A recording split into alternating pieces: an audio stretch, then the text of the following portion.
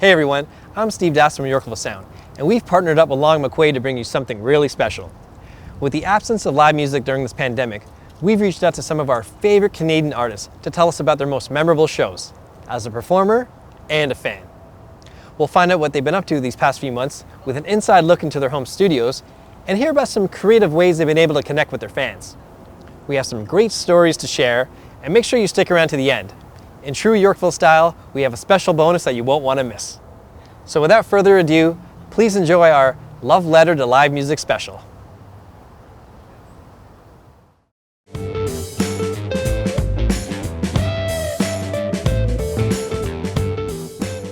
We've had quite a number of memorable gigs in Canada. We've been on the road here for, just about 20 years, and had all kinds of fun and highlights and lowlights along the way. But one that stands out as a particular highlight for so many reasons is when we played in Bobcaygeon, Ontario with the Tragically Hip. It was such an unlikely show to ever happen, obviously the Hip made that town famous with their song Bobcaygeon. I think before that song, I don't think that town could have fathomed in a million years that a show of that magnitude would end up in that little town. But it did, because of how famous they made that song in that town. So it came to be that they played there in the summer of 2011, I believe. We had just put out our Hope and Rune album, which was co-produced by Gord Sinclair, who is the bass player in the Tragically Hip. We did it at the Hip studio out in Bath, Ontario. And that summer we did a number of shows with the Hip, including this festival in the Bobcaygeon. So the festival lineup was Miss Emily, and then ourselves, the Sam Roberts Band, who are dear friends of ours as well. Been playing with them for years. And then the Tragically Hip. And I think there was 30 or 40,000 people turned out, just a massive turnout, as you would expect for a show like that in a place like that. And the weather was perfect. It was a great afternoon of music. The vibes were really, really fantastic all around. Like the audience vibes, the vibes backstage, the vibes on stage. And obviously cherish it dearly now, knowing that we'll not get a chance to share the stage with the Hip ever again. So it's a very special memory for a million reasons. That's what I would rank as my most memorable show in Canada. The most memorable gig I played in Canada was with Prince and Third Eye Girl in May of 2015 in my hometown of Toronto at the Sony Centre, which is now Meridian Hall. I was so excited. We played 2 shows that night, and a lot of family and friends were in the audience.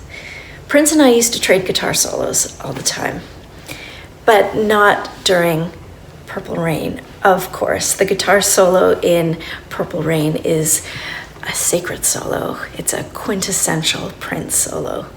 But that night, during our first show, during the end of the 3rd chorus, he sang, "In the Purple," and pointed at me. And that was my cue to dive in. And I had about 2 seconds to step on my overdrive pedal and start playing.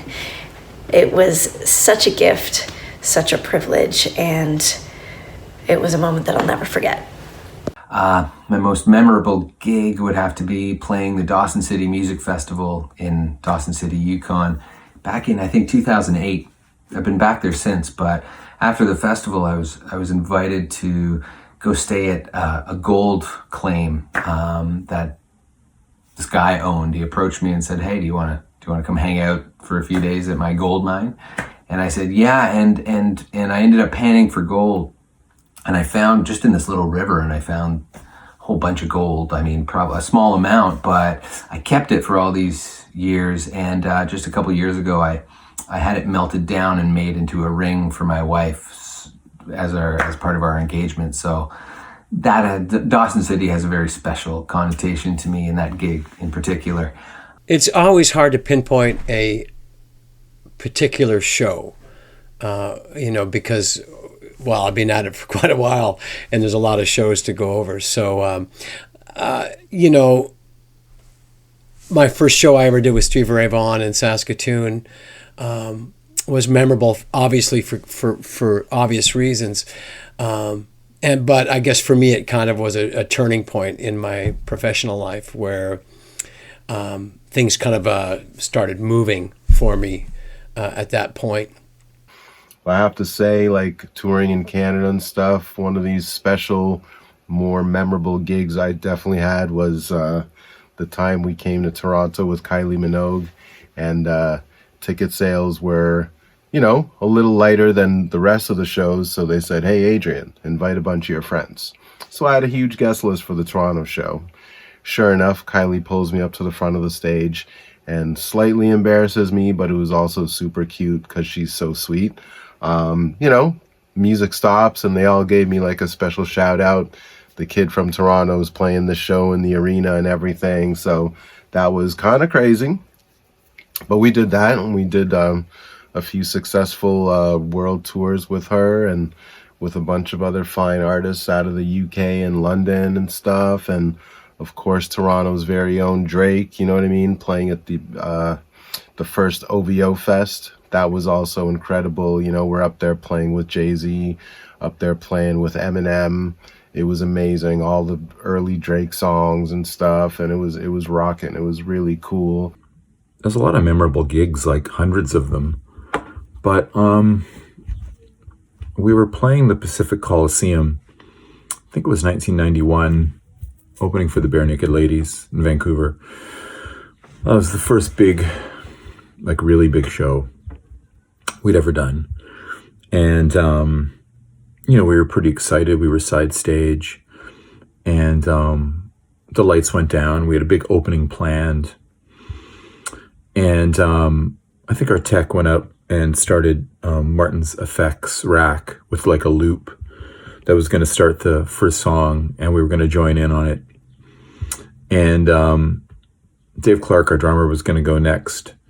And when he jumped up on stage to run to his drum kit, he accidentally hit one of the pedals, stepped on one of the pedals in the effects chain, and completely shut down all sound from the stage. And so Martin had to get up there and try to go through the snakes, try to figure out where the sound had been corrupted. The whole rink was quiet, like waiting for us to kind of dig our way out of this mess. We were completely bewildered, and we were terrible. We just didn't know what to do after that. Eventually, we patched together and we played, and we were lost 6 minutes off the start of the set. And afterwards we were really heartbroken, and really sad and upset. But I realized after that happened, it would never really get that bad. And it didn't take us that long to kind of realize that. And we ended up having a great night, in Vancouver, a great night. And it turned out okay. So I think you have to get way, way, way down and have those experiences before you can, go to wherever you have to go next. Okay, so here's one of the most memorable gigs I've ever played in Canada. Early 90s, UBC Thunderbird Stadium, sold out. Barenaked Ladies headlining, Spirit of the West, Sarah McLachlan, Ned's Atomic Dustbin, all kinds of people opening. Crazy bill. But the reason it's so memorable for me is we had flown to Vancouver direct from the UK. I got a call at the airport in London to say that I'd just lost my older brother in a tragic motorcycle accident. The plane was boarding. I had no opportunity to go home. I was boarding a flight that flew directly over Toronto to Vancouver. I could have canceled the show and gone home, but I was in such a state of confusion and grief. And my family said, what's the point? We're all just sitting around here crying. Why don't you do your show and then come home? The funeral's not for a couple of days. So in this bizarre state, I got onto stage in front of a sold-out stadium and just had an absolutely magical experience. I loved my show. I played a great show, and it was an early moment in my career where I realized I was doing exactly what I should be doing. I was doing something that filled my heart and my soul and my mind. And even in the weird place of confusion and grief, music was a gift, and it saved me that day, and it saves me every time I step on stage. I think the most memorable gig that I played in Canada would have to be my very first time at the Scotiabank Arena, which at the time was the ACC. It was back in 2009, and it was my very first tour with Pink. I'd played at a bunch of arenas around the world by then, but there was just something so special about a hometown show, knowing that all my friends and family were in the audience, and my favorite part was getting to sleep in my own bed after the show that night. It was in 2013-14 in Quebec City, called the Festival d'Été. It's like basically the biggest fest in Canada, pretty much, as far as I've seen. I mean, the only things I've seen that are bigger, like Starstock, or like special events like that where the Stones are like, oh, we're gonna play Burl's Creek, and 500,000 people show up. But this was about 80 to 100,000 people, and it was us, and then Skillet, and then GNF&R. So it was kind of a crazy time. And we played with GNR before that, actually, in Buffalo, on the water. It was awesome. And so we got to know some of their staff and some of their crew members. And we also got to know Frank, their drummer, who's still playing with Guns N' Roses now, and is good friends with our drummer, Steve. So basically we get out there and we do our sound check, and it's the stage is the biggest thing you've ever seen. Like, I've never been on a stage that big. I doubt I ever will again. It's like, well, it's about the same as Download in the UK. But you get out there and you're just on this massive stage. Like, how the heck am I supposed to occupy this much stage? Like, I don't even understand how that's possible, being a singular human being, or even me in the middle. There's like 40 feet until Brandon on one side and 50 feet until Jeremy. Like, we can barely meet in the middle because I don't think our cords are that long. So we got out there and we tried to command it, and we did our sound check, and it was pretty intimidating. And then after that, we kind of, holy crap, what are we about to do? And we went down and sat in the dressing room. Dressing room was stocked like crazy because GNR really helps people out, and Festival d'Été is insane. Like, it's such an amazingly run festival. We've always had a good time. We played a few different things for them. But anyways, so we get out there for our opening set. I'd say there's probably it's not even full yet, so there's not even 100,000 people there, but there's probably like 40. And at that point, I think that was the biggest crowd we've ever played to.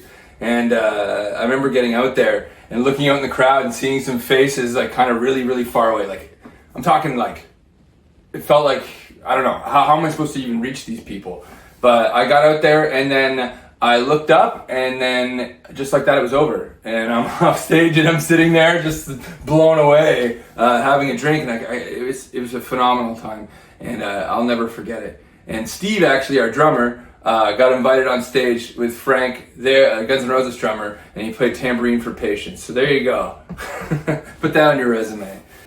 The most memorable gig that I ever played was at Festival d'Été, opening up for The Who. Also, the Struts played, so it was us, the Struts, and then The Who. I was 27 years old at the time, and it was our first gigantic Canadian festival, opening up for one of the biggest bands in our lives, in a lot of people's lives, and it was for 50,000 or more people.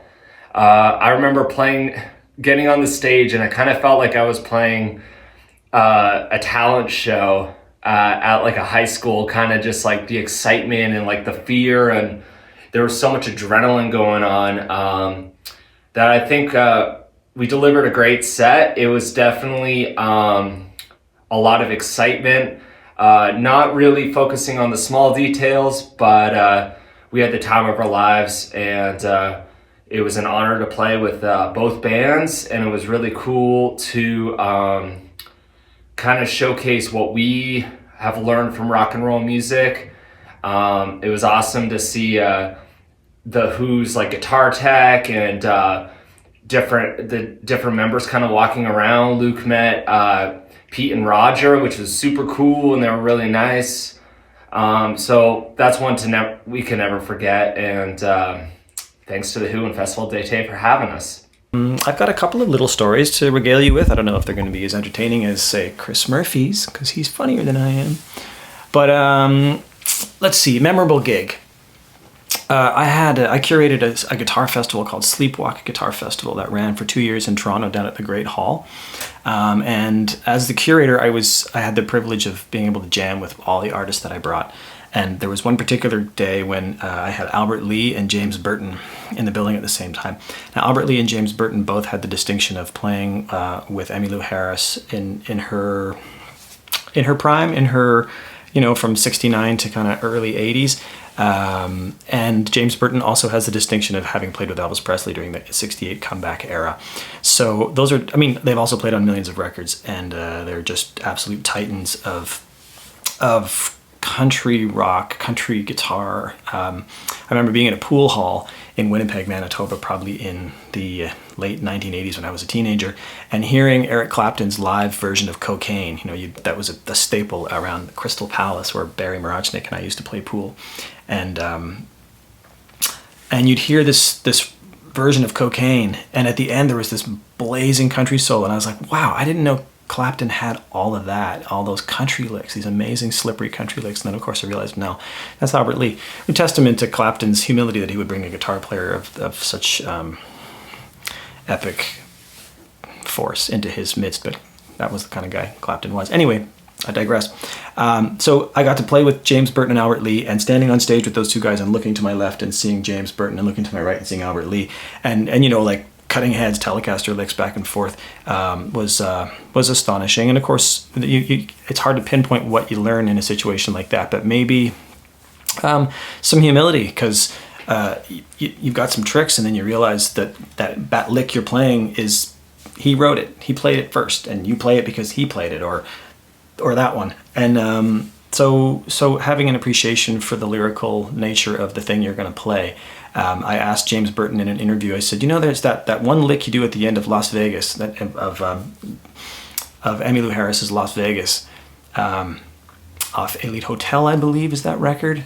And I was like, it's just got this weirdest thing. You know what I'm talking about? And of course, this was recorded 40 years ago. And he goes, oh yeah, it goes like this. And he plays exactly the lick, and my head exploded. I'm like, how do you remember that? I can't remember exactly how to play almost anything that I've recorded in my life. But maybe that's a different story.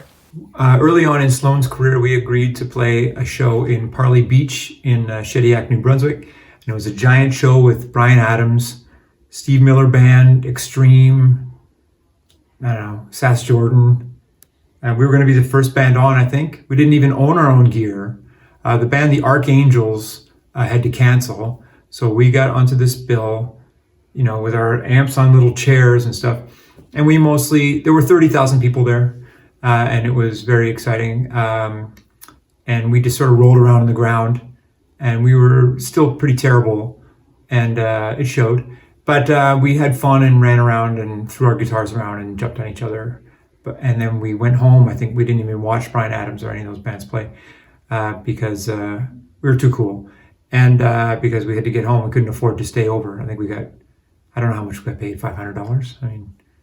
That's okay, but we decided not to spend it on hotels. We drove back to Halifax. It was pretty fun, though. We were on the cover of the paper the next day with a little inset picture of Bryan Adams, so we really think we kind of stole the show. We've luckily been able to play a lot of amazing shows in Canada, but but I think one of the craziest ones that we did was opening up for the Rolling Stones at Burles Creek last summer. Was it last summer? Yeah. And it was such an incredible night for all of us, and we got to meet our heroes and also play for like the biggest audience we've ever played for. So definitely the top of our list for right now. Hey, tell me about a memorable gig you played in Canada, Ryan. Sure. I mean, there's a lot of memorable gigs over the years. Obviously, we've played a lot of shows. I mean, a lot of really memorable ones happened in 2011 for us when we were really just getting a really big push and big start with, with everything that went on. And we got asked to open for John Fogerty at Festival d'Été. I had never been to Quebec City and didn't really know much about that festival. We were in New York City, and then we went to Vancouver. We played a show in Vancouver, and Festival d'Été was the next day. And we got to the airport, and somebody had forgotten to book flights for us, and we had to reroute and get on a different flight, and then get picked up by a guy from the festival in Montreal, who then drove us as fast as he could to make it in time for the show. I think he took a picture of his speedometer, or his GPS at the time, and his average speed was like 150 kilometers an hour for the whole trip.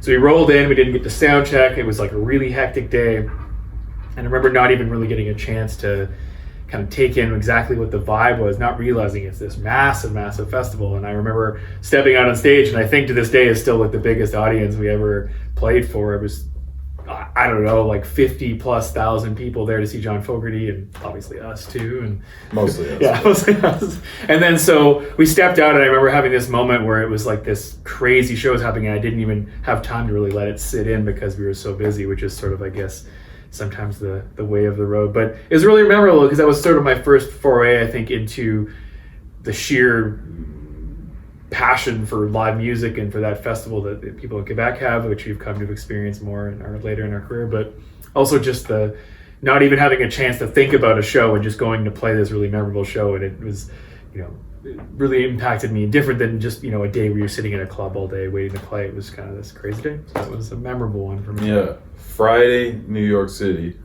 Saturday, Stanley Park, Vancouver. Sunday, Quebec City. So just flights, time changes, crazy driving. French Canadian driving, dude. Yeah, it was a real memorable one. I would have to say that it is a show that we played at a bar that is now closed. It's called the Zanzibar. It was the release for our half-hour Power EP, which came out before All Killer No Filler. We were young back then, and we were going to a lot of strip clubs. So we were like, well, why don't we be the strippers for once? So we went up there. I remember I had like a fake corset with like boobs and stuff like that. So we all go up there, no padding in the thongs. We basically just did a strip tease. And we ended up playing the show after, not getting dressed. Like we ended up just playing in what we had on. And that was a huge moment. The entire music industry of Toronto was out to see it. There were some people where we were like, yes, thank you for believing in us the entire time. And then there were people that were like, I'm glad I never believed in these guys because look at how ridiculous they look right now.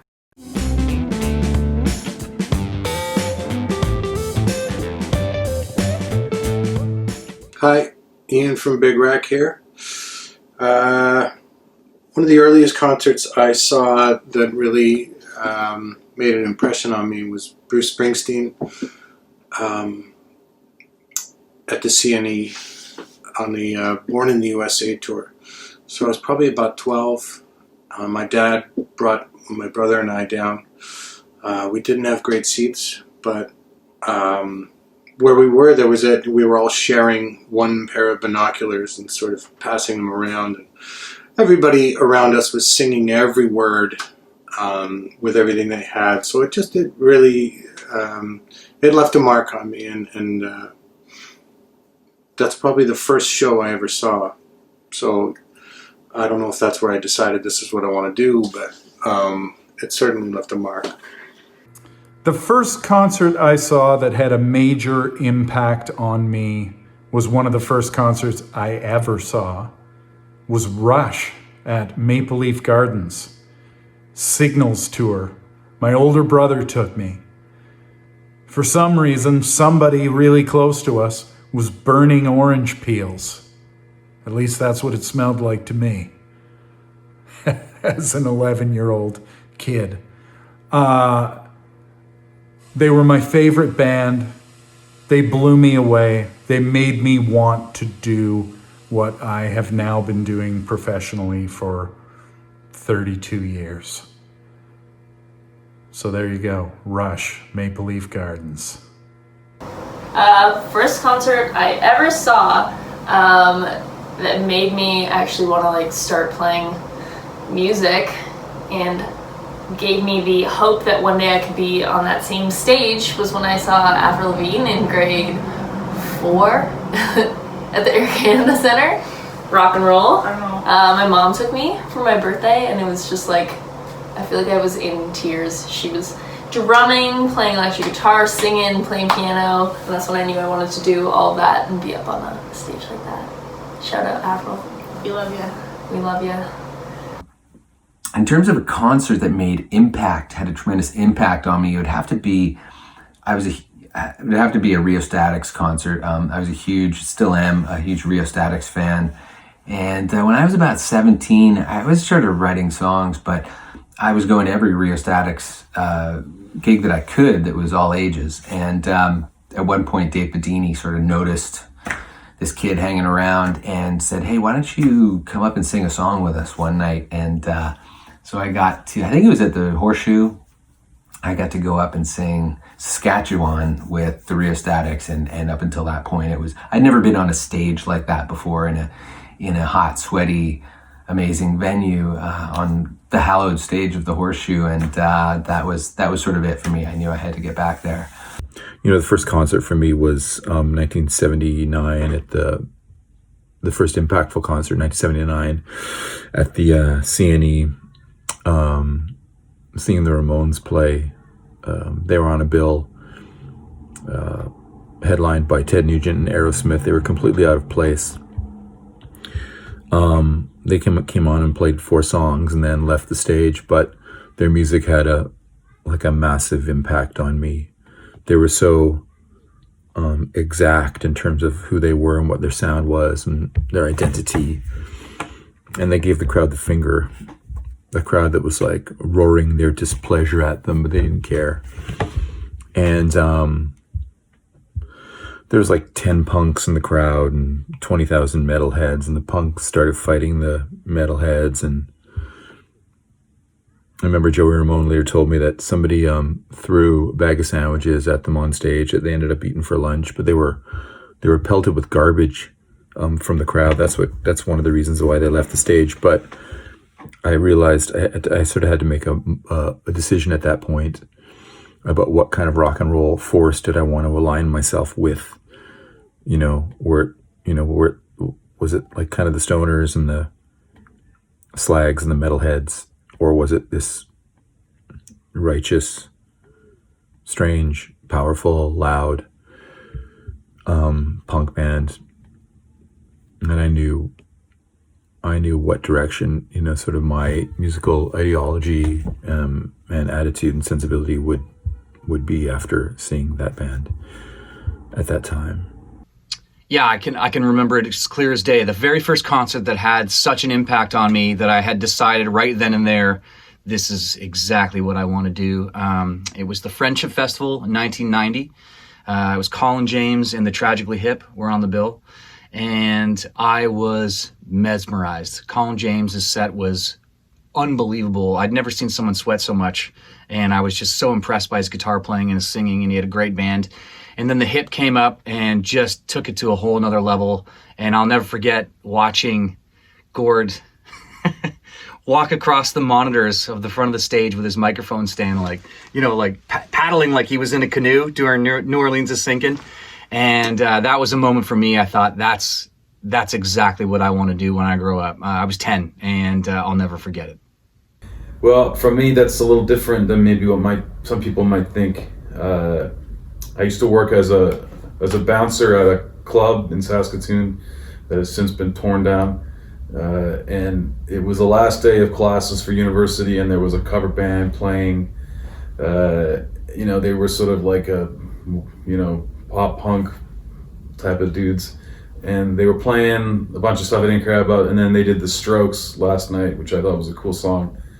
And I remember just thinking how bad they were doing it, and everyone was going nuts dancing for it, and I was just like, I could sing that better than that guy can. So a few short months later, we started the band. That is why we started our band. Yeah. So I can show that cover band at the Pat in Saskatoon what is up.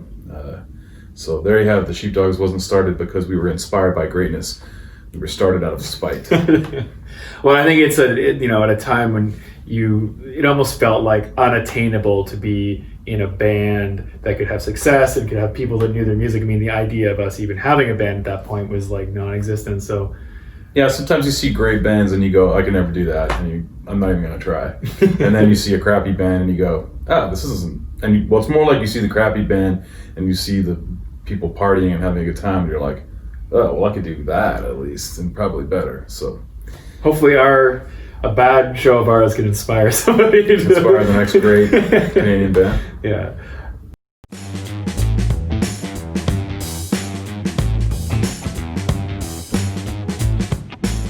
The best show we've ever played with another artist, or supporting another artist, I guess, was kind of the question, which we've done a lot because Monster Truck is a professional support band, if you didn't know.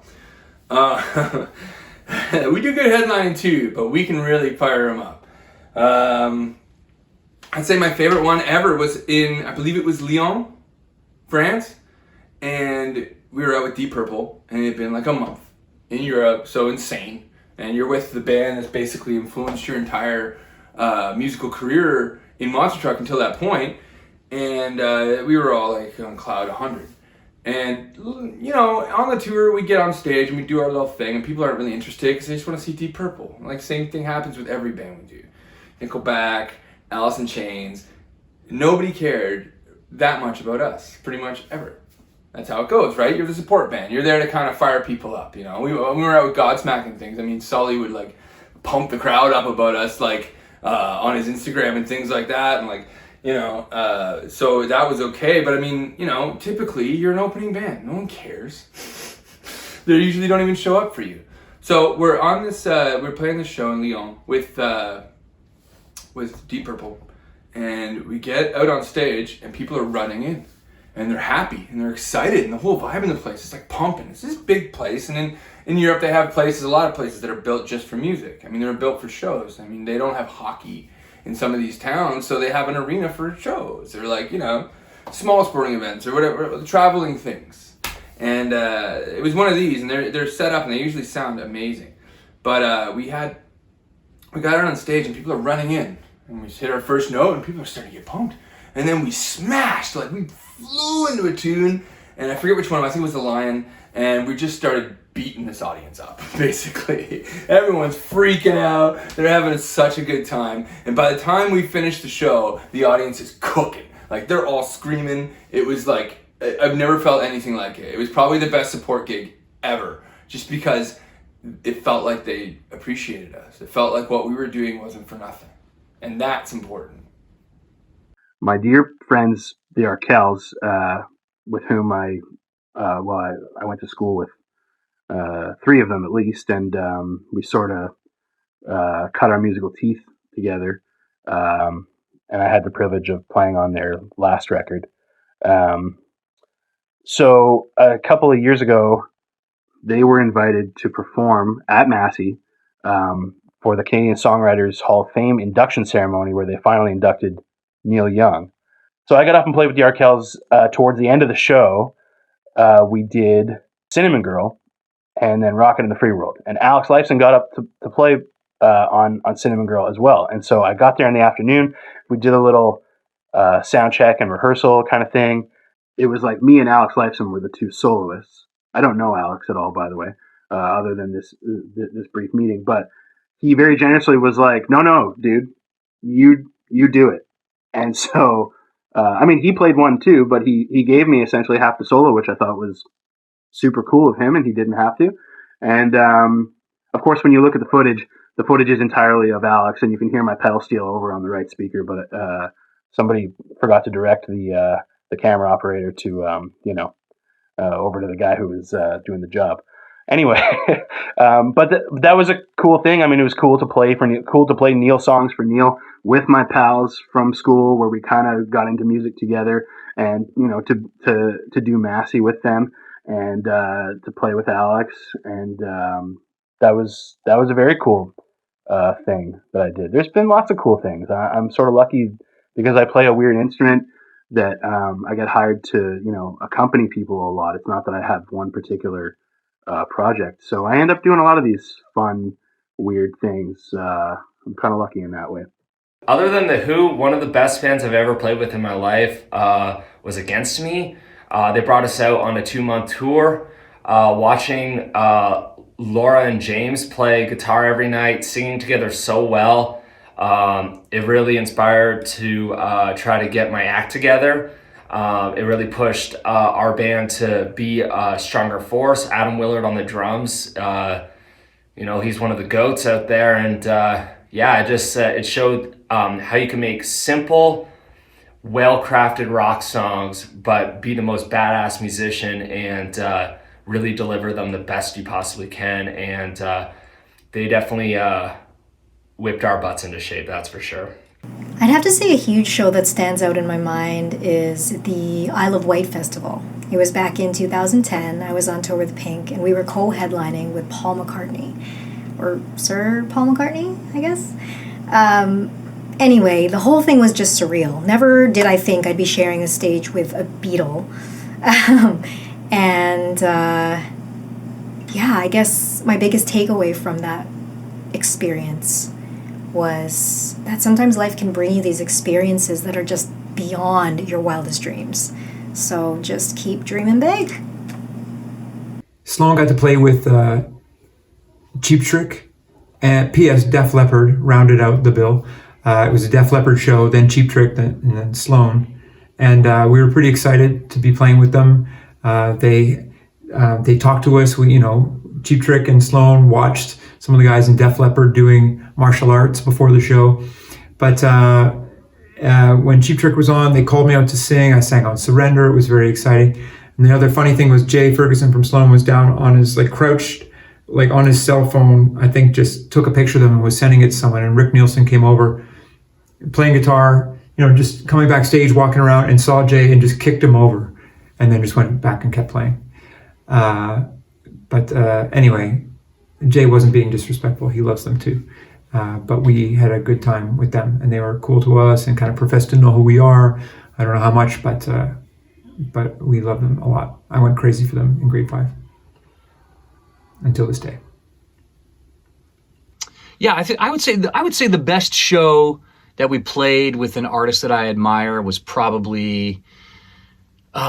When was that? It was, we got to play Ottawa Blues Fest as direct support for Tom Petty and the Heartbreakers, and it was a dream come true. It was one of those moments where when I got the email that we had confirmed the gig, I dropped my phone. I was so excited. And it was such a pleasure to hear that voice and hear those players play those songs and sing those songs. It was such an honor. It was a crazy crowd, something like 38,000 people or something packed into there. It was a crazy night, and I couldn't believe it. I couldn't believe that we were on the same bill as Tom Petty and the Heartbreakers. I'm a huge fan, always will be, and I could be mistaken, but I'm pretty sure I was the last Canadian artist to share a bill with Tom Petty and the Heartbreakers because he passed away shortly after that. So that was definitely a night I'll never forget. I gotta say.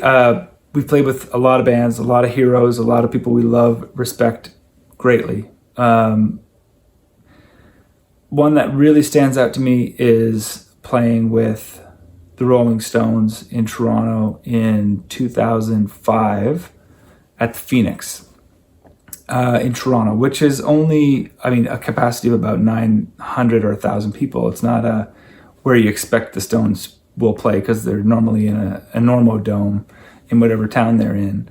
But they were doing a warm-up show for their tour that was about to happen, and through some accident of luck and fate and I've heard many stories about how this came to be, but I heard that the Stones were rehearsing in town and we were on the radio and some of their family had heard of us and were fans and they offered the show to us. I also heard that the crew and our management were friendly, and I never got a straight answer on why the Stones picked up the phone and invited us to join them to open, but it happened, and it was a highlight of my life easily. Got into the Phoenix and watched them load, watch their crew load in and set up, watch the Stones sound check and run songs, and we played a set that flew by in a flash. I'm sure we were playing a million miles a minute with our nerves and excitement in tow, and the Stones, we watched them enter the building before our show started, so we knew they were there, and it's a very small quarters. We were brought to their dressing room and met them and did a picture with them and all these great things. What I learned from that is, they were every bit as magical in front of 900 to 1,000 people as they are in front of 20 or 30,000. In fact, maybe even more so, in that they found the magic in the performance. They managed to connect on that level that makes a certain band be next level. The Stones have always had that magic. They've always had that feel when they've locked in. It might have taken them a while here and there or in the studio, but when they found it, it was transcendent, and it was something truly special and remarkable to behold. It wasn't a matter of being extremely tight or extremely well rehearsed. It was about finding an extremely magical moment. And witnessing those guys achieve that in such a small space really just brought home what a special group of guys they really are, and how they play. They're from a different time, and the way they approach performance is sort of haphazard and ramshackle. But when they fall into that place where they're making something magic, they know it, the audience knows it, and you can't get that anywhere else. Nobody else is selling it. It's what the Stones do. You got to be in front of them to experience it. So that's what I took away from that show. Not that it's something you could learn. It's something that's unique to them. But I mean, that approach and that sort of openness to letting the moment unfold in a show is what I took away from that. And it's why they're the greatest rock and roll band of all time.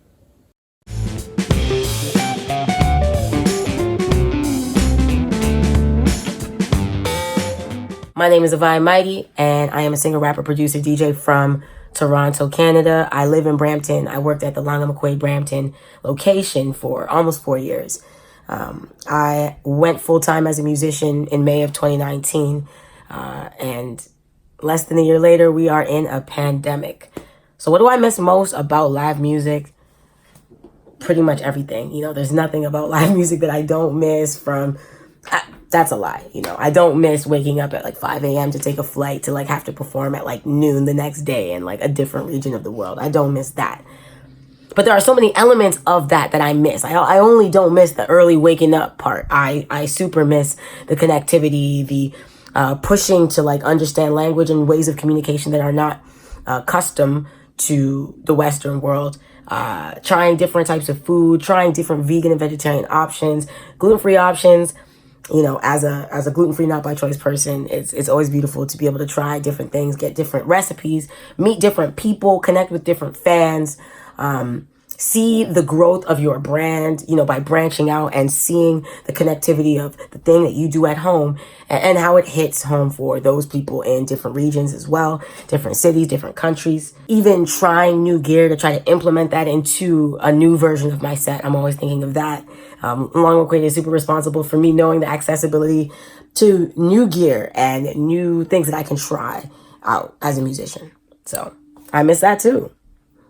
The thing I miss the most about playing every night on the road is that once you've got 2, 3, 4, 6, 8 shows under your belt, you hit the sweet spot when everything works. You're not thinking about hitting your marks anymore. You're not trying to remember we get to the bridge and this happens and we change keys and the time signature goes weird and I need to remember that. Once you've had a few gigs under your belt, then you can get to the really good, the sweet spot of playing music, which is that you kind of lose yourself in it and you don't have to think, because when you think, you stink, as everybody knows.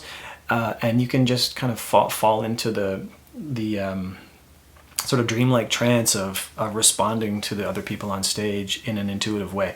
And your chops get better, your playing gets better, your singing comes alive, you're present, you're able to look around the stage and really react musically to the people that you're sharing the stage with, which in my case is usually Melissa McLachlan, my wife, and my partner in crime in Whitehorse. So, if we leave Toronto and we're heading west and we go like, okay, we're gonna do North Bay, then we're gonna do Sudbury, then we're going to do Sault Ste. Marie, then Thunder Bay, then Winnipeg. By the time we get to Winnipeg, then we're at the Burton Cummings, for example, all cylinders are firing, and that will be our best show on a tour, or that spot of, after gigs 5, so 7, 6, 7, 8, 9, 10. Those are the money gigs on a tour. Unless, of course, you finish the tour at a place like Massey Hall in Toronto. That's the end of your tour. Then it's like, woo, look at us. And that's a lot of fun, too. The part I miss the most about touring. Wow. Let me count the ways. I mean, obviously, there's been a lack of income since COVID, so that's going to be the obvious answer there. But way more than that, you start getting hooked on that energy of going town to town and getting the job done and touring with your friends in the band and in the crew. There's a real I miss that like crazy. And just that thing where you all fly from all parts of the country and you congregate and, hey man, how you been doing? And you catch up on stuff and realizing that night you have a show and you have to click back into shape. So, and I really missed the interaction with the fans. I mean, that's really, at the end of the day, all you have is the goodwill you've built up, and so important. And it's such a drag to lose that feeling. I mean, it's been since March. My last show was in San Francisco, and that's when it all hit, and we had to pack up and drive home, and haven't done a show since. And that's the longest obviously anyone in this business, that's the longest I've never. Thank God I've been making a record through the whole thing, and that's kept me busy, and the record's just about done now. So I miss everything about it. I really miss that energy of playing for people who came to see you and are expecting a good show. I really miss playing night after night and getting the band tighter and tighter. I miss all of it like crazy. Yeah, man. I definitely miss touring. I think the thing I miss the most is just being able to hang out with your friends that you've made around the world. You know what I mean? I've got a lot of friends in all these different great countries and cities. And when you're on tour and you get to hang out and see your friends come to your shows or go grab a coffee or just go like soak up some culture in these different cities, make new friends, like whatever it's going to be. I just feel like the community of music, we're at a loss right now, loss for words and all kinds of other things. But, we'll be back. What I missed about touring is the adulation. What else? Meeting people. Being away from my kids for small amounts of time. I don't know, it feels like you're accomplishing something when you're on tour, even though sometimes you really aren't. But it's fun. I really like all aspects of my job. I like going on tour. I like coming home. I like recording. I like touring and writing. It's all pretty fun. Pretty lucky. What do I miss about touring? I really miss collaborating with other musicians in real time. A lot of the music that I write and songs from my latest record, Diamonds and Dynamite, really leave room for musicians to play out, improvise, be in the moment, and take some chances musically. And I miss being in that headspace of reacting musically to what other people are playing. I also miss the volume behind playing with a live band. Playing with a drummer with amps cranked. There's an energy to that I don't think can be replicated on your own at home. And of course, I miss the experience of playing to an audience and playing for people. The part I miss about touring is I didn't really you sort of tour so much, and you go to these different cities, and you reconnect with fans, and fans really become your friends over. I've been doing this for about 15 years now, and I'm sort of used to seeing fans on a regular basis and reconnecting with them and asking how their kids are and how they're doing, and I haven't seen anyone like everyone else. I haven't seen any of my fans in almost a year, so that's very tough because fans are family to me. The part I miss most about touring, just the energy that we trade between each other when we're on stage in front of crowds, and it's my guys on the stage. That's what I miss, and there's no substitute for it. That's the same for any band I play in. It's really hard to choose just one thing that I miss most about touring, but I'd have to say traveling around the world with this giant family and knowing I'm just part of this well-oiled machine that gets to put on this like incredible and inspiring show night after night and touch so many people around the world.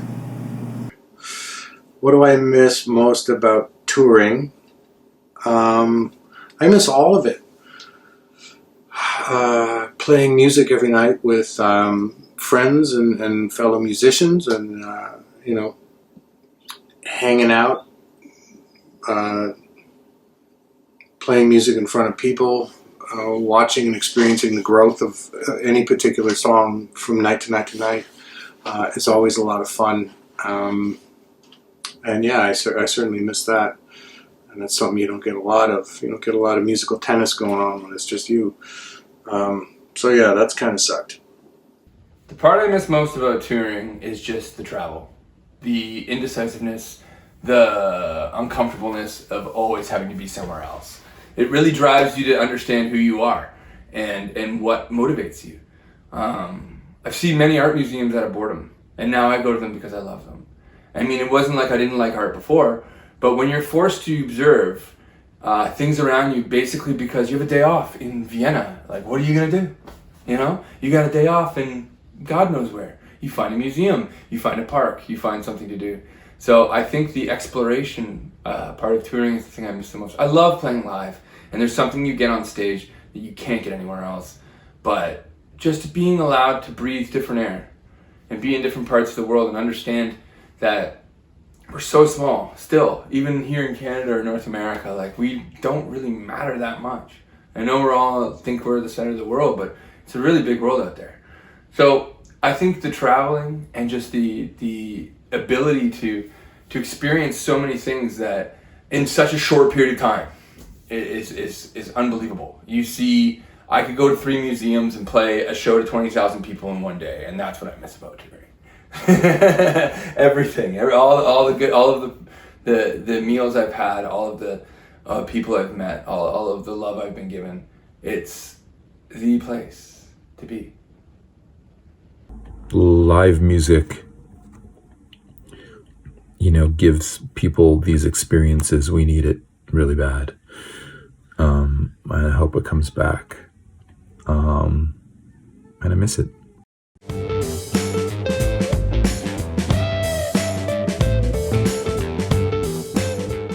It's hard to think of just one, but I will say that I was always freaking getting lost trying to find the stage. It became so funny to me.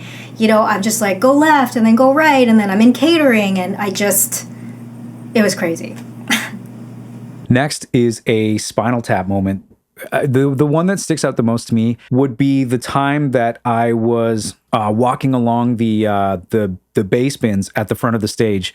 I ended up walking to the point where I didn't realize there was a break in the 2 bass bins. Like there was a space like that big, just big enough for one of my legs to fit in. So as I'm sidestepping playing the solo, I just kind of go like this, and one leg just enters in. So I'm like doing like as much of the splits as I'm capable of. That's how it was. And of course, if you know anything about being a man, there's a section right in the middle there that is very prone to pain. and it was basically all my weight just pressing down on it. Oh my God, Spinal Tap situations. Yeah, they're a dime a dozen with my crew. The biggest one that sticks out for me is we were playing Boots and Hearts, big show, big summertime festival, 30,000 people out there screaming, singing along, the whole 9 yards. And we had a bit of a curse going on, a technical curse. Every time we played on the Boots and Hearts stage, something went wrong. And we came out to do our set, screaming, ready to go, ready to impress everybody. And immediately something was wrong with my in-ear monitor mix. And all I could hear was bass. I couldn't hear any of my voice. And I started screaming at our monitor guy, fix this, fix that, like in between singing. And I looked over and there's my bass player, Doug Elash, doing a very similar thing, screaming at the monitor guy. Hey, turn Tim's voice down. I can't hear my bass, blah, blah, blah. And I looked at him and I mouthed to him, do you have my pack on? Because of course we have these, radio packs that go on our belt. And him and I used a similar system called a Rev 33, which you can look up if you like. And he had grabbed the wrong one and I had grabbed the wrong one. And he looks at me and he's like, I got yours on. And we had to time it out. So we played it to a point of the song where the guitars kind of did a little vamp. And we got real close, and I said, okay, are you ready? We're going to switch. He's like, and full on, like the band there's a concert happening right here, like right on the stage. I said, are you ready? All right, 3, 2, 1. We had to switch, real fast. And as soon as I plugged it back in, of course, my mix was perfect. Everything was good. His mix was perfect. He looks over at me, we give the thumbs up, and away he went. So, if you're going to make a fool of yourself, it may as well be in front of 30,000 of your closest friends at Boots and Hearts. Most bizarre situation that happened to me personally. How bizarre? When we were on tour this February in Winnipeg. Classic. There's some girl wasted at the front of the stage, and she had her whole gym bag on the stage. Step one, not sure how she got that in. Smuggled it in. But when I was singing my song Kincaid, my solo, I bent over through Jordan's legs to kind of have my face in the crowd, and she got me in a little headlock, scratched my face and ripped out my in-ears and wouldn't let me go. So the cops took her out of that show. That was pretty insane. Not the cops, the security guards. Yeah, then the cops came. She got arrested? Yeah. Oh, damn. Wow, we don't get the scene of the crime. That's a pretty nuts Spinal Tap story, though. I'm not gonna lie. Yeah.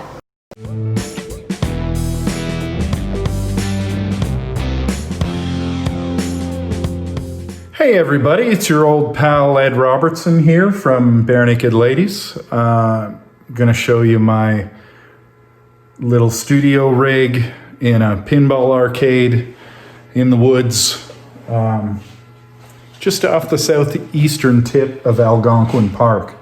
So what have I got here? I'm running a MacBook Pro, and I've got Apollo X4 as my I/O running Pro Tools. I've got an API lunchbox here with Great River Electronics, what's it called, an NP500NV, I think, and Pete's Place BAC 500. So then I've got some nice mics. I've got a Chandler Red up there with the Chaotica eyeball on it, and some other dampening stuff.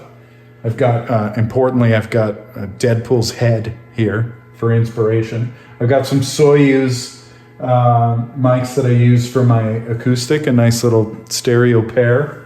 And I've got some Neumann monitoring speakers here. I've got a Shure SM7B. For my money, the best microphone $500 can buy you. I've got a bunch of guitars and cool amps, and that's it. I did a bunch of vocals for a new record up here, and I'm just using the X4, so I can't really do like a full band setup, but for guitar and vocals, it is wicked. And I'm just spinning around so you can see it. It might actually be a little more about the pinball than it is about the recording studio, but that's the way she goes. I use the Apollo Twin. I use Pro Tools. I'm running a MacBook Pro, external drive, little Akai trigger for some MIDI stuff. I got these great Channel X, which do sound fantastic. Some headphones that I got at Long and McQuaid, of all places. Voila, this is my home studio. You're looking at it. There's not much. There's a Apollo 8, there's an Axe Effects, there's some outboard gear, a couple guitars, there's a Mac. There's not a lot of horsepower, but there's enough for me to get ideas down, which is pretty much all I need. This is my home studio. I've had a home studio for years now, and it hasn't always been here. This is only 10 or 11 years old. But all my life since 93, since about 1993, I've recorded at home, and I've mostly done, I don't really do band in here. I've done it. We did some of National Steel, which is a record I did, like an acoustic blues record with stand-up bass and a drum kit, though, years ago. But this place, I do my vocals and I do my guitar work here, and it's got everything you need. I love my studio. It's a sanctuary. You know, it's a place that's yours, and I love coming in and turning on my gear. I run Universal Audio now, and I love it like crazy. It's just the best. Years ago, I invested in like a few staples, a couple Focusrite Red 6s, a Tube Tech, beautiful stereo Tube Tech. What else have I? That's kind of I got a Neve strip, and I love my distressor. It's such a great compressor. I love it. I got my amps, you know, Marshall Matchless, divided by 13, and pedal boards and guitars, and this is my world, and it's just the best. I'll take you on a little tour of my home studio. It's not, I don't have a big home studio. I have what I need. I'm a songwriter. I can get by with a very minimal setup, but I have a couple good preamps, and of course I've got an Apollo X4 that I can't live without. I've got a couple lunch boxes with a few great preamps and EQs and compressors. I have my guitars here, but it's pretty easy to get great sounds with a minimal setup. I've got a couple keyboards and that's about it. And then I call my friends who do it way better than I do if I need a real pro to work at the helm. So that's my spiel. Happy Rocktober. So I'm going to give you a quick tour. It's simple. It's a very simple setup, but I'll show you what it is. So I'm in my my den in the back of my house in Toronto, and it's not a very big room, but it does the trick. So Universal Audio 6176 is my main channel strip, and I got that directly from Universal Audio, I believe, some years ago, a decade ago. You can probably see the Apogee Ensemble sitting beneath it. I'm not using that anymore because it's kind of obsolete. It's not Thunderbolt, and it doesn't respond well to the newest version of Logic, which I have. So I have a refurbished laptop courtesy of Carbon Computing, which is about 5 years old, but it's better equipped to do the trick than the one I was running before. So that's a new to me laptop. just recently used it on a session the other day, so it seems to be working well. Back there you can see the Audient ID14 is my new interface. Much simpler than the Apogee Ensemble, but it communicates better with Logic and with that edition of the laptop. So that's working well for me. Eventually I may use the Apogee Ensemble to add an additional 8 inputs if I decide I need to expand. Although I'm mostly doing single recordings, like one mic at a time kind of thing, maybe 2 at the most. So I'm not sure if that's going to be necessary. Oh, studio monitors, ARE. Those monitors come from St. John's, Newfoundland. And they have served me very well for years. And not only do they sound great, but they're very handsome, aren't they? What else can I show you? I think that's my home studio. There's not much else to show. A couple of guitars, of course, because I recently made a 70s country record. I have to have an Ovation, and I do. And I have my 1952 0017 Martin guitar that I got from Capsule Music in Toronto. And there's my 56 Les Paul Jr., courtesy of Judd Rule. What else can I show you? I don't know. That's my home studio. Yes, I do have a home studio, and it is amazing to just have a place to create. I have a Mac Mini, have a Universal Audio Apollo Twin Duo, and I also have a Thunderbolt Octo. In terms of monitoring, when I'm writing in the middle of the night, I use my headphones, which are Audio-Technica ATH M50s. And then other than that, I have a pair of Yamaha HS7s and an Aventone, don't know if I'm saying that correctly, Mix Cube. In terms of instruments, between my partner and I, we have a ton of just different guitars and synths and keyboards. And I would say the most important thing for me is my weighted MIDI controller, because it really makes a difference when I'm doing piano tracks. And then usually for vocals, I'll use my Blueberry by Blue Microphones. You know, I love to use Ableton. I love to use the Ableton Push. I've got cool like synths in the house, the Moog Voyager and stuff. A lot of guitars, of course. I'm a guitar player. And, you know, I'm running UAD everything here. UAD is the best home studio gear. I can't believe it's even possible, the things that we can do with the UAD gear. You know, an Apollo, a Twin, Satellite. All the plugins, man, I use them all the time on everything, especially the reverbs, especially the compressors, man. My favorite being the Distressor. It is like gangster on everything. I highly recommend it. And you know what I mean? Just staying in touch with people all over the planet and spreading a good vibe, man, and just making music, man. So, you know, I love to create and produce and write. So that's pretty much what we're doing the most when we're at home in our studio. So this is my home studio, right? So mostly I'm just using the UAD Aero. I have some hardware over here. I don't actually use it. A preamp. I think it's got EQ and a compressor, but I don't really use it, and an interface, which I also don't really use since getting this. And that's for power right there. Mighty Gang Studios, you already know what it is. I have the Yamaha HS5s. And the matching HS8S sub and the diffuser, you know, for them times, you know, gotta stay chill. And a cool lighting system, you know, got the colorful lights, switch it up however we want, you know, have a good time, stay inspired, you know. And then we have the acoustic foam, right? We got the acoustic foam covering the majority of the room. So this is where I do, you know, all of my vocals.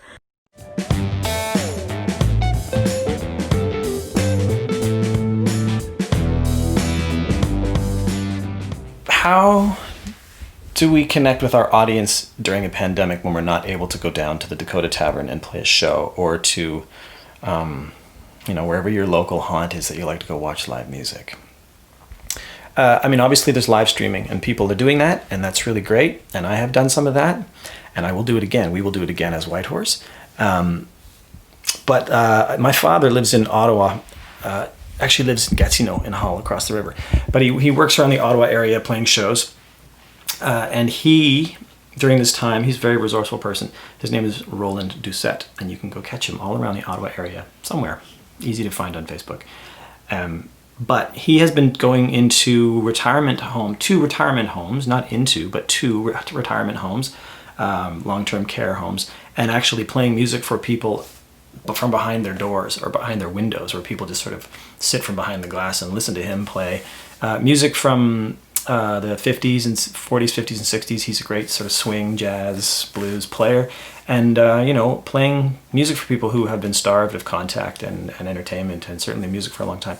So that to me is probably the most touching story of how to find an opportunity to connect with your audience at a time when everything seems to be shut down. So that's wonderful if you have an opportunity to do that. I haven't had an opportunity to do something that sweet yet, but now that I'm talking about it, I feel like I should. I think during this pandemic, we've had a chance to reevaluate music entertainment. And for me personally, the coolest thing is watching, say, like lineups that I wouldn't normally be used to. So I basically got approached by Hank Von Hell's bass player. His name is Gene Genus.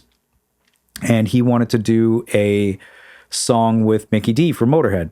And I was lucky enough to be asked to do the guitars on that track. That led to us doing a medley with Motorhead, Judas Priest, and Iron Maiden, of which a good friend of mine, Danko, performed on, and another great friend, Charlie from Anthrax, performed on. And through that, we got into the fact that Charlie wanted to do a Public Image cover. So we did that. I included Cone, included Tom. Frank and I are working on something together. We're going to be working with Jason from Fever 333 and just this kind of stuff. Because we're touring so much, and because when we get home, we like to see our families, this stuff normally doesn't happen. And I think that's making this pandemic a lot easier for me. And I encourage even bands just at the local level, do the same thing. Build your scene up. Like, now's the time to bring yourselves together, unify. This is a judgment-free zone. And it's time for the elitism in music to be canceled. I did one drive-in show, and that was in Ottawa. That was August the 1st for Blues Fest. That was an interesting one. It was definitely the honking of the cars in order to, let me know as the artist that the audience was feeling it. And that was, it sounds different and feels different than woo, or, somebody singing your lyrics along with you. It's a very different thing. But it was gratifying for sure to finally be back on a stage. My last show having been March the 11th in Vancouver for a Boiler Room set. And that's, that's a long time, quite a few months. So to be back on a stage, however the audience, looks, yes, there are those restrictions and barriers, and I wasn't able to get in the audience's space the way that I love to do, and the energy is crazy regardless, and we always give the same amount of energy regardless of, those restrictions and barriers. But yeah, there were restrictions and barriers with the show in that, I couldn't hop off the stage and, engage with the audience in a way that I'm familiar with and in a way that is almost instrumental to my set. But at the end of the day, like, we can always navigate and make changes depending on circumstance. And the circumstance says right now that, we have to social distance. And so I've learned to adjust, of course. So when it comes to live performance, just playing with different ideas, we put a live horn, my DJ put a live horn sound as one of our, tags for that show. And we haven't done it before or since, because it wouldn't be relative to the show. But for that show, to encourage the audience to kind of like engage even further in that way, we had, a stage horn and we had it ready to be cued. She would cue it at specific intervals and after certain songs, and it would add for sure to the impact of the audience kind of like roaring and screaming for more and asking for an encore and all that fun stuff. So yeah. Well, we've done a handful of drive-in shows, and we have a few more coming up. It's different. It's a different breed of cat for sure, but I think at this point we'll take what we can get. I think anyone will. Musicians and fans alike, I think we'll all just sort of take what we can get. We've done some live streaming things as well. None of it's quite the same as a traditional show, but for the time being, I'll take it until things get back to normal. So yeah, Ian from Big Rec here, signing off. Everybody stay safe, be well. I did a live stream with the band from Edmonton, Altameda, who are pals of mine. I made their last record that came out. And so I did a live stream here with two of them, and that was for the Edmonton Folk Festival. I believe it was actually for volunteers of the Edmonton Folk Festival. And that was on Zoom, where while we were playing, the screen showed us different people who were watching at home, one by one. People curled up on their couches or having a party in their kitchen. There were some people having a bonfire in the backyard. That was great because I felt like I could actually see that there were people who were there and, were watching the show. And even though we couldn't hear the applause, we could see the sort of screen of all of them in their little squares doing this. And that kind of felt like something. I have been doing solo shows during the pandemic. Something I never really wanted to do. Like, I'm more interested in the story of our band and the story of me as a solo artist, and in general of bands more so than solo artists. But it's been kind of an excuse to do it, and it's been fun because when Sloan plays, because we all sing, I only get to sing about 6 songs per show kind of thing, and 3 of them are kind of set in stone with a couple of floaters. So this really I'm playing 4 shows. I started September 13th, and I'm going to do 4 between September and December. And I'll play over 60 songs kind of thing. So it's fun for me some of that I think we've never played live. So some people are into it. Some people are probably like, what is this song? I'm out of here. I'm not coming next time. Anyway, tickets still available. Okay, bye. Well, as soon as the pandemic hit, we came home, and my wife helped me do this because it's really hard to do this film. I'm doing it alone right now because we're not doing a multi-angle thing, and she's taking care of the editing, which I'm terrible at, so that's been great. But we started doing a song a week for a while. We were doing a thing called On the Couch. We'd basically take a different guitar every week, and we talk about where I got it or how long I've had it. And that was great. It was a great way to keep connecting with people, and it helped us because it was such a shock when this hit. I had to cancel the whole tour, and a tour we'd planned on for a long time. So live streaming obviously is the thing you can do. Social distance shows are great, but I have had a couple canceled now, and it's been kind of hard to count on that. I have another one in the works coming up, and in this case, though, we're going to be doing a show from a venue, and there won't be an audience, so we will do this one. But I'm looking forward to it. That's going to be great. We've been able to do a few shows during the pandemic, with everyone sort of getting behind drive-in shows. It was a lot of fun. It definitely came at a time when we needed to perform, that's for sure. It was a breath of fresh air to be able to get everyone out there and working again, and get the crew a gig and get the band a gig. And we did probably 4 of those, I think, off the top of my head. And it was pretty cool. It wasn't exactly the same as normal, but it was, a creative way to get live music out to people in a time when live music isn't necessarily safe. So, and it was very safe, with with cars spaced out, and some of them people were allowed to be out of their cars, some of them weren't. Just what we learned was every drive-in show had its own set of rules that we had to respect, and that was a lot of fun. We did some acoustic gigs too, which was kind of cool, like some socially distanced acoustic gigs, and that was a real breath of fresh air to actually sing to people and have them clap afterwards, which you think you kind of take for granted, but it's certainly is a different experience when you finish a song and people are honking their horns at you. It's that kind of thing. But I think that this situation has really driven everyone to get creative about how to perform. Lots of live streaming going on. I'm not a huge fan of the live stream, only because it's tough to I don't know, it just doesn't feel the same when you finish a song and no one claps. Although similar to playing bars. Am I right there? Am I right? I know I am. We did a lot of these selfie cam jams, which were a ton of fun. I wish the tech was there that we could actually perform in real time with each other in various locations, but if such a thing exists, I'm not aware of it. Though, if you don't know, the way we did those selfie cam jams is often I would do a performance, and then the other guys would just watch or listen to my performance while they played along. They got kind of more sophisticated as they went along, but there's lots of ways to be creative still, folks. So keep making your music, and we will get through this pandemic together. And on the other side, we will see you in live venues all over the place. Take care of each other. See ya. Wow, wasn't that something special? Thanks to all of the artists who shared their stories with us and invited us into their home studios. But now I want to ask you, what was your most memorable gig? Who inspired you to pick up the guitar or hop behind a drum kit?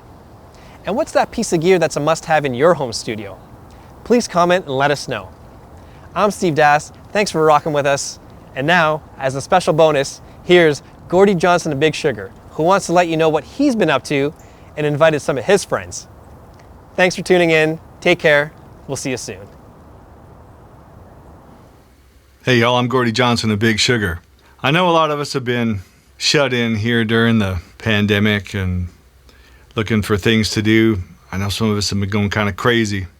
So, while I've been shut in, I decided I would use a whole bunch of this great gear that I got and learn to play the drums.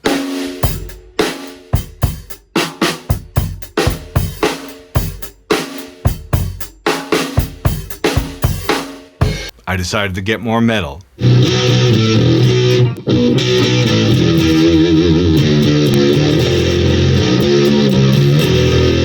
I've been playing some bass.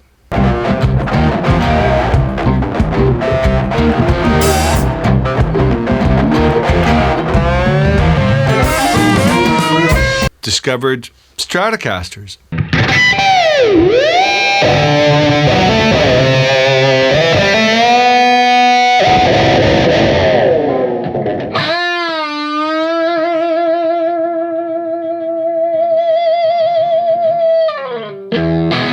Who knew? Stratocasters. Learn to work a green screen.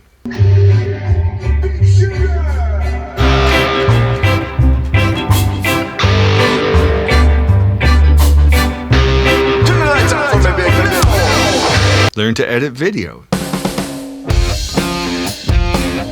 I'ma tell you about got my Pro Tools chops together.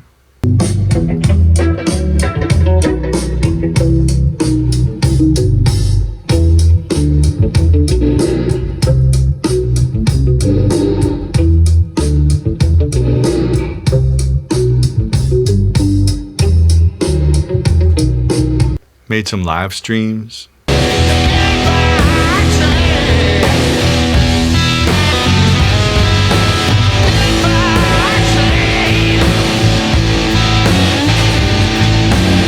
Got back to playing some blues. Must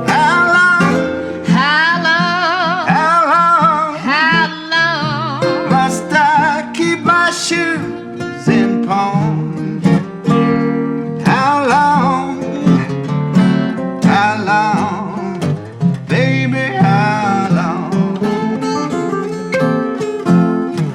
Invited my friends to join me on some of this stuff. Got my head in my hands, feel like a cat in a cage. Devil in my kitchen, snake in the grass, sat naked at my table, filled his glass. He said, if I had a follow, what was on my second line?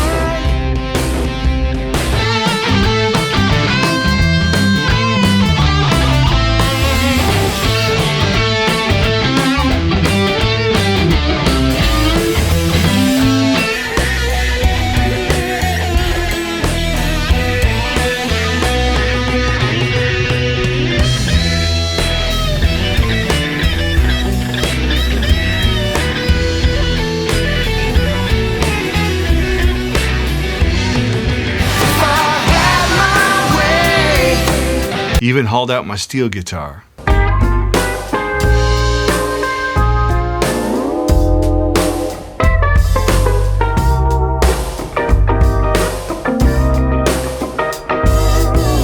There's never been a better time to learn an instrument that you want to learn, acquire some new skills, dive deep into music. Never been easier to get a hold of some gear, and I know you know how to get some. I strongly recommend taking the time. Teach yourself something. Get online, learn something. Share your music with people. Collaborate. Send tracks back and forth. If you got some home recording gear, nothing more fun than that. Like I said, I'm Gordie Johnson, and this is how I'm going to get through Rocktober.